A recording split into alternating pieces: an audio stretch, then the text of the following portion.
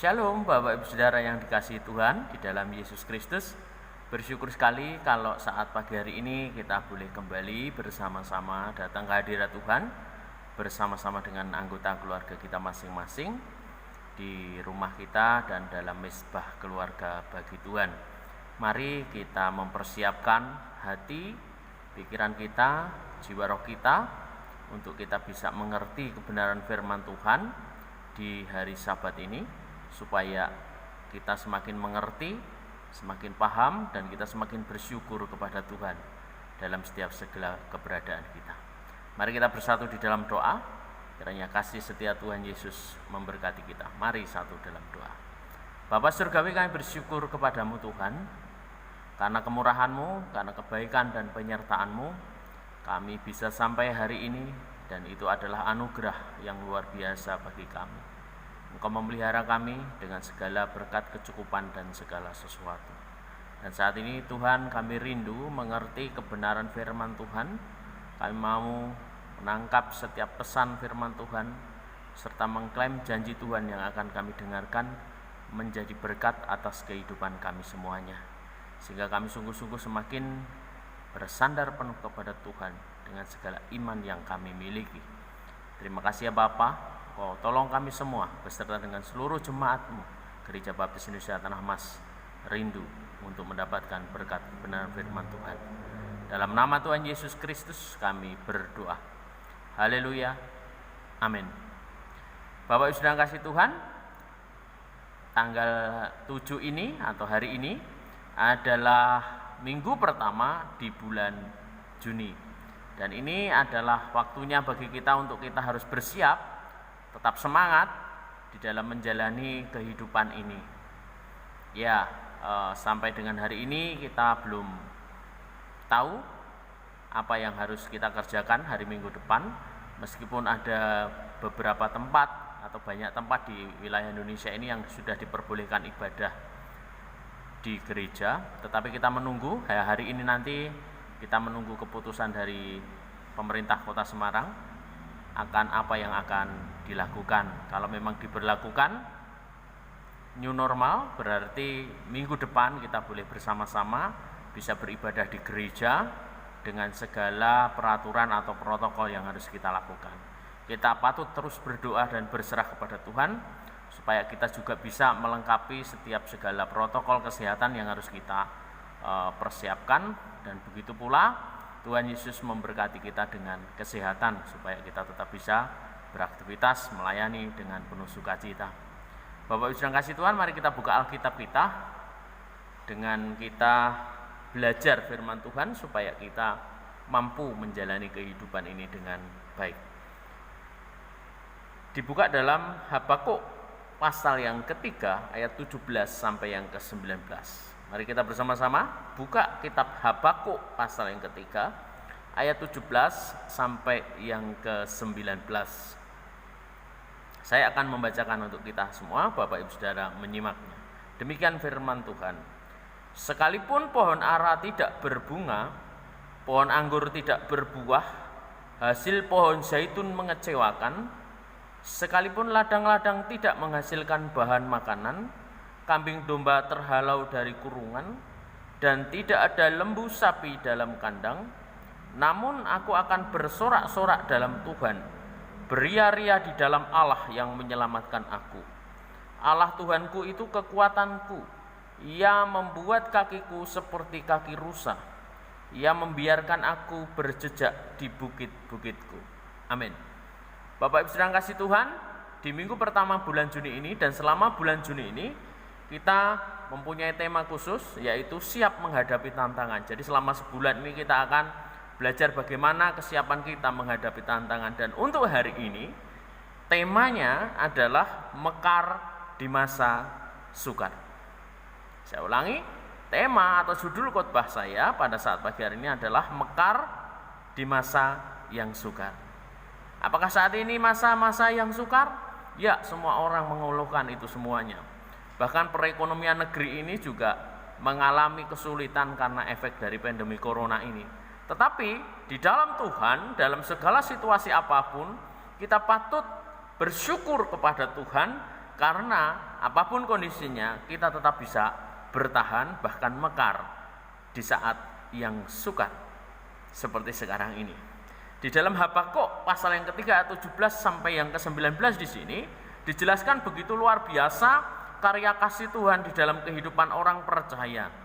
Dan di sini saya catatkan dalam ayat yang ke-17 saja dicatatkan adalah kondisi-kondisi buruk, kondisi-kondisi yang tidak menyenangkan, kondisi-kondisi yang sulit yang terjadi.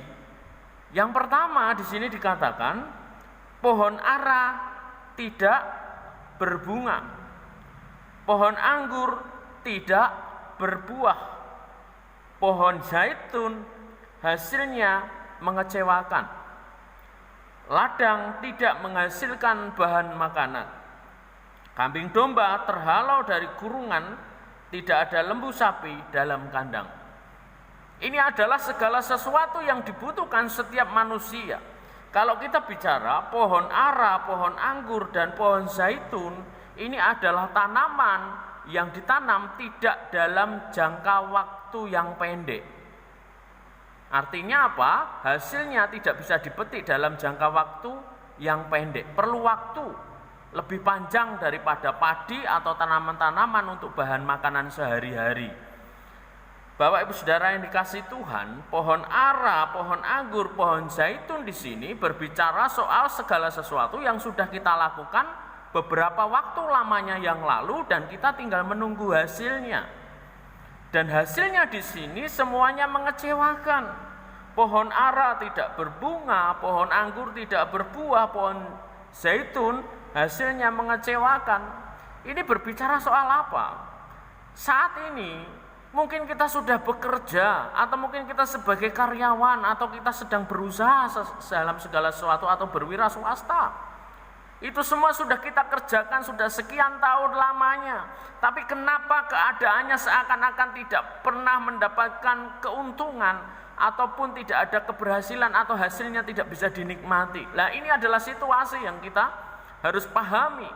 Dan ini juga sama keadaannya ketika apa yang sudah kita kerjakan selama ini itu tidak mendapatkan hasil. Tetapi apakah kita sebagai orang percaya kepada Tuhan Yesus Kristus juga harus mengecewakan diri kita sendiri sehingga kita menjadi lemah, sehingga kita menjadi tidak bersemangat dan lain sebagainya? Mungkin saat ini kita sedang bekerja, pekerjaan yang sudah kita geluti sekian waktu lamanya. Tetapi kenapa waktu-waktu atau pada saat waktu tertentu seakan-akan hasilnya itu tidak pernah bisa kita nikmati? Atau tidak pernah, kalau orang Jawa bilang itu ora temoto. Artinya apa? Tidak ada tanda atau bekasnya. Karena sebetulnya disinilah kita harus mengubah pola pikir kita, mengubah dasar pikiran kita di dalam kita menyikapi segala keadaan ini. Dan nanti di bagian ayat terakhir akan semakin jelas. Dan yang kedua di sini keadaan yang bagaimana? Sekalipun ladang tidak menghasilkan bahan makanan, ladang biasanya ditanam dengan tanaman yang cepat menghasilkan buah seperti padi atau gandum atau ketela pohon dan lain sebagainya. Di sini menunjukkan karena makanan itu dibutuhkan setiap hari.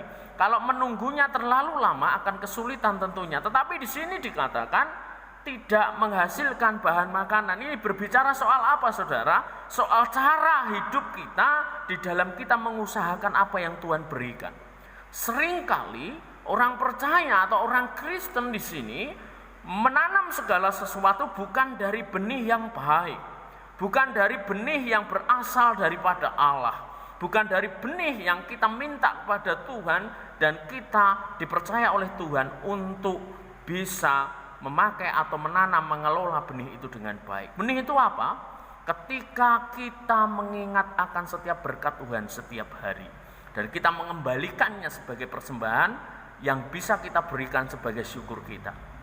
Bapak Ibu Saudara yang kasih Tuhan, jangan heran kalau saudara saat ini sedang melakukan usaha, sedang berusaha atau berwira swasta atau berbisnis apapun, tetapi saudara tidak akan pernah mengalami keadaan yang baik dan hasilnya pun tidak akan bisa dipetik, karena memang sekalipun ladang tidak menghasilkan bahan makanan. Ladang tidak menghasilkan bahan makanan meskipun kita sudah mengusahakan, karena jangan-jangan benihnya salah, karena kita tidak mempersiapkan benih yang benar.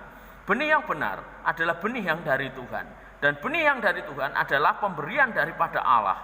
Bapak Ibu Saudara yang dikasihi Tuhan, ketika kita sudah diberi berkat, kita harus mengingat berkat itu datangnya dari siapa. Ketika kita menerima berkat materi, kita harus mengembalikan berkat materi sebagai hak Tuhan. Itu adalah benih. Kalau benihnya kita makan, bagaimana kita bisa menanam? Ketika kita membayar dengan sukacita, memberikan dengan sukacita setiap persembahan kita, perpuluhan kita, Tuhan tidak melihat jumlah nominalnya, tetapi Tuhan melihat kejujuran. Karena seringkali ketika kita mulai memakan benih itu, memakai benih itu untuk kita nikmati setiap hari, maka sebetulnya kita tidak punya cadangan untuk kita tanam.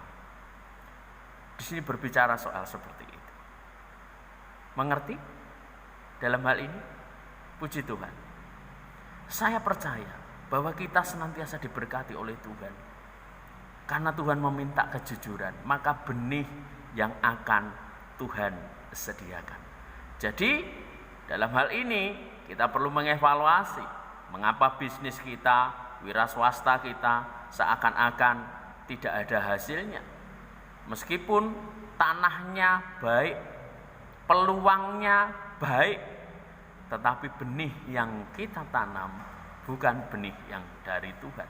Karena kita tidak bisa mengelola setiap modal usaha kita, tidak bisa mengelola yang Tuhan percayakan kepada kita untuk kita bersyukur kepada Tuhan. Yang selanjutnya, kambing domba terhalau dari kurungan dan tidak ada lembu sapi dalam kandang.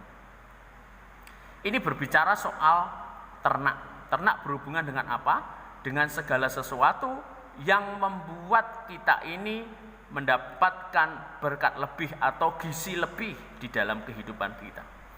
Dan dalam hal ini, ketika di sini dikatakan domba terhalau dari kurungan, tidak ada lembu sapi dalam kandang, artinya kita tidak memiliki kesempatan untuk kita bisa mendapatkan berkat lebih. Dan di sinilah yang terjadi. Apapun yang terjadi dalam situasi ini, kalau kita boleh mengerti kehendak Tuhan, bahwa Tuhan memberikan segala sesuatu dengan kelimpahan, dengan berkat yang lebih daripada apa yang kita pikirkan, kita bayangkan, itu akan benar-benar terjadi kalau kita melakukannya dengan cara yang benar. Tetapi itu semua tidak akan pernah kita miliki karena kita salah di dalam pengelolaan itu. Makanya dari itu Bapak Ibu sedang kasih Tuhan, berikanlah hidupmu kepada Tuhan, berikanlah hatimu kepada Tuhan. Maka setiap segala lakumu, dalam setiap segala usahamu, dalam setiap segala kesempatan yang Tuhan percayakan dalam setiap pekerjaanmu, maka engkau akan bisa memberi yang terbaik bagi Tuhan. Dengan apa? Dengan syukur melalui pekerjaanmu, melalui tenagamu, melalui keuanganmu, melalui keluargamu, melalui segala sesuatu yang kau kerjakan. Maka Tuhan akan bertindak. Ini situasi-situasi seperti sekarang ini semua orang mengalami, saudara. Bahkan orang di seluruh dunia mengalaminya. Tetapi sikap hidup kita yang harus kita rubah. Pola pikir kita yang harus kita arahkan kepada kehendak Allah. Supaya kasih karunia surgawi benar-benar nyata dan terjadi di dalam kehidupan kita. Kalau tadi pohon ara tidak berbunga, pohon anggur tidak berbuah, pohon zaitun hasilnya mengecewakan. Apakah saat ini saudara mengalaminya? Segala apa yang sudah saudara geluti sampai sekarang ini dalam pekerjaan, dalam usaha, seakan-akan tidak ada hasilnya. Makanya kita harus kembali kepada asal dari mana kita diberkati, yaitu kepada Allah. Yang kedua, kalau kita mau memulai segala sesuatu, bahan makanan akan tersedia dengan baik ketika kita memakai benih yang benar. Berkatilah orang lain dan berikan syukur kepada Tuhan dari apa yang engkau miliki. Tuhan tidak meminta lebih, tetapi Tuhan meminta kejujuranmu. Dan selanjutnya berkat lebih daripada, kalau di sini dikatakan kambing domba dan juga lembu sapi. Tetapi di sini adalah sebetulnya berkat lebih yang Tuhan sediakan buat saudara. Tapi ketika semuanya itu seakan tidak ada, kita mengalami semuanya. Kemarin banyak orang tidak menerima THR karena memang kondisi seperti ini. Dan itu sebetulnya berkat lebih yang seharusnya diterima, tapi realitanya tidak. Ini artinya apa? Bahwa setiap segala keadaan bisa saja terjadi. Tetapi ketika kita sungguh-sungguh menghidupi setiap kebenaran firman Tuhan, menghidupi setiap janji Tuhan, memelihara setiap rancangan Tuhan dan rencana Tuhan dengan prinsip-prinsip menanam yang baik sesuai dengan kehendak Tuhan, maka kita akan bisa menerima lebih daripada THR. Kita bisa menerima lebih daripada apa yang kita terima, yang pada umumnya diterima oleh waktu-waktu tertentu, seperti hari raya ataupun bonus-bonus dalam pekerjaan kita di perusahaan. Tetapi nyatanya Tuhan bisa memberi lebih buat saudara. Ini semua tergantung dari saudara, ini semua tergantung dari kehidupan kita. Mari kita bersama-sama perhatikan ayat yang ke-18 dan 19. Luar biasa, di sini dikatakan, namun aku akan bersorak-sorak di dalam Tuhan, beria-ria di dalam Allah yang menyelamatkan. Aku ini terbalik dengan segala keberadaan yang ayat 17. Ayat 17 semuanya mengecewakan. Hasil dari usaha semuanya mengecewakan. Tetapi ayat yang ke-18 berbicara sikap yang kebalik dari situasi yang ada, yang terbalik dari situasi yang ada. Seharusnya ketika kita kecewa, kita menjadi lesu. Ketika kita kecewa, kita menjadi patah semangat. Tetapi nyatanya, namun aku bersorak-sorak di dalam Tuhan. Di dalam Tuhan yang membuat beda. Karena apa? Kita tidak fokus kepada hasil apa yang kita terima. Kita tidak fokus kepada segala sesuatu yang kita kerjakan secara duniawi ini untuk mendapatkan fasilitas semuanya itu. Tetapi kita fokus kepada Tuhan. Karena Tuhan yang mengatur, saudara. Karena Tuhan yang menyiapkan segala sesuatunya. Maka di sini dikatakan, aku bersorak-sorak di dalam Tuhan. Karena di dalam Tuhan tetap ada pengharapan. Di dalam Tuhan ada cara hidup yang benar. Di dalam Tuhan tidak pernah kita menjadi peminta-minta. Di dalam Tuhan, Tuhan memberkati saudara melebihi dari apa yang Bapak Ibu Saudara pikirkan dan bayangkan serta kerjakan. Karena Tuhan menjamin kehidupan setiap anak-anaknya. Luar biasa. Beria-ria di dalam Allah. Beria-ria sama artinya bersukacita meskipun keadaan mengecewakan. Meskipun setiap usaha kita hasilnya kosong, meskipun setiap tanaman kita menjadi rugi, meskipun dalam setiap segala kebutuhan kita tidak ada cadangan, tapi kita beria-ria. Kenapa beria-ria? Karena Kristus yang menyelamatkan. Ayat yang ke-18, beria-ria di dalam Allah. Situasinya sama, tetap di dalam Allah. Di dalam Allah kita akan bisa beria-ria. Karena apa? Allah yang menyelamatkan. Amin. Puji Tuhan. Tuhan kita bukan Tuhan yang mati, saudara. Tuhan kita adalah Tuhan yang hidup, yang sungguh-sungguh memperhatikan seluruh kehidupan. Mari kita menghitung berkat Tuhan. Mungkin saat ini kita tidak menerima berkat secara materi atau uang, tetapi Tuhan memberikan kesehatan luar biasa. Ketika kita melihat hal ini, coba perhatikan saudara. Ketika banyak orang harus sakit di rumah sakit, mereka harus mengeluarkan biaya, belum lagi biaya transportasi, biaya dan ini dan itu lain sebagainya. Semuanya itu besar, saudara. Tapi bersyukurlah dengan kesehatan. Engkau tidak perlu membayar, karena Tuhan menyelamatkan saudara. Kehidupan kita perlu makan, memang kita perlu makan, tetapi Tuhan sungguh-sungguh memperhatikan saudara. Karena setiap pintu berkat ketika Tuhan buka, tidak ada seorang pun yang akan menutupnya. Haleluya, puji Tuhan. Ini berkat yang luar biasa, saudara. Kemudian satu lagi yang luar biasa. Allah Tuhanku itu kekuatanku. Penyelamat artinya kita akan dijauhkan dari segala mara bahaya. Situasi keadaan sulit yang mencekik kita akan diselamatkan. Dan kita akan mampu bertahan. Kenapa mampu bertahan? Karena kekuatan kita bukan kekuatan manusia. Kekuatan Allah dalam ayat 19. Allah Tuhanku itu kekuatanku. Haleluya, puji Tuhan. Ini yang dicari banyak orang. Tapi kita sudah tahu sumber kekuatan itu dari mana. Dari siapa? Tuhan kita Yesus Kristus. Haleluya. Hebat Tuhan kita. Tapi seringkali kita tidak menjadikannya hebat. Tapi seringkali kita menomorduakannya.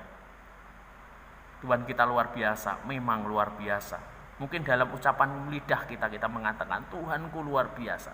Tapi dalam tindakanmu, engkau mengecilkan Tuhan berkarya dalam kehidupanmu. Makanya kita akan mengalami kesulitan dan kita tidak akan pernah bisa bersorak, tidak akan pernah bisa beria-ria, dan kita nggak akan pernah bisa bersyukur.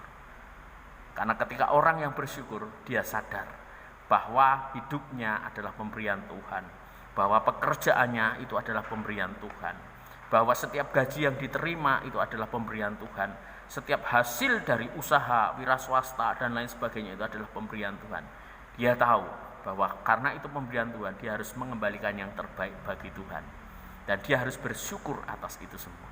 Makanya akan tetap beria-ria dalam segala kondisimu, akan tetap bersorak di dalam kondisimu, dan akan tetap bisa bertahan sampai akhir. Karena Tuhan sendiri kekuatannya. Dan juga ayat yang ke-19 bagian B dikatakan, Ia membuat kakiku seperti kaki rusa. Ia membiarkan aku berjejak di bukit-bukitku. Bapak Ibu Saudara pernah melihat rusa? Kalau mungkin kita melihat rusa di dalam kandang saja, atau rusa di dalam kebun binatang. Tetapi Bapak Ibu Saudara, saya menyaksikan sendiri rusa liar, ya. Baik ketika pada saat saya dulu kecil, karena saya dulu kecil di daerah pegunungan, jadi sering melihat rusa liar, dan juga pada saat pelayanan di pedalaman saya juga mengalami atau melihat secara langsung rusa ini. Rusa badannya besar Saudara, tetapi kakinya kecil-kecil, ada 4 ya. Tetapi kakinya ini bisa meloncat sedemikian cepatnya sehingga mata kita pun mengikutinya sulit. Kelincahannya luar biasa, Saudara. Ya. Rusa ini memiliki kelincahan yang luar biasa dan bisa dalam segala situasi dia bisa menembus setiap hutan ya. Dengan begitu lincahnya dan seakan-akan tidak ada capeknya, Saudara. Ya. Dan di sini diumpamakan bahwa kita seperti memiliki kaki rusa. Artinya bisa bergerak, artinya lincah, artinya apa? Semangat. Artinya apa? Kita bisa melakukan atau mengekspresikan segala sesuatu yang dari Tuhan ini dengan bebas. Dan dikatakan lagi, Ia membiarkan aku berjejak di bukit-bukit, tidak terikat dengan segala sesuatu, karena Tuhan memberikan kebebasan itu. Dan kita bebas memakai segala apa yang Tuhan sudah berikan. Dan Tuhan memberikan kebebasan itu luar biasa. Apalagi yang harus kita minta, apalagi yang kita perlukan, Saudara. Disinilah Tuhan sumber kekuatan. Makanya kita harus tetap mekar di masa yang sukar. Karena apa? Mekar kita bukan karena kekuatan kita, karena Tuhan yang membuat kita mekar. Karena Tuhan yang berkuasa atas kita. Karena Tuhan yang memberikan kekuatan kepada kita. Haleluya, puji Tuhan. Jadi jangan khawatir dalam setiap segala keadaanmu, karena Tuhan adalah kekuatan, Tuhan adalah penyelamat, dan Tuhan akan memberikan kebebasan di dalam kehidupanmu untuk bisa melakukan banyak hal. Karena di dalamnya ketika kita tetap mengandalkan Kristus, maka hidupmu sungguh-sungguh berguna. Dan hidupmu sungguh-sungguh menjadi berkat. Dan hidupmu sungguh-sungguh akan memancarkan terang Kristus. Karena di dalamnya kuasa Kristus sempurna. Haleluya, puji Tuhan. Mari kita berdoa. Kita bersyukur kepada Allah karena kebaikan Allah. Dan karena kuasa Kristus yang luar biasa. Yang tidak akan pernah membiarkan anak-anaknya jatuh.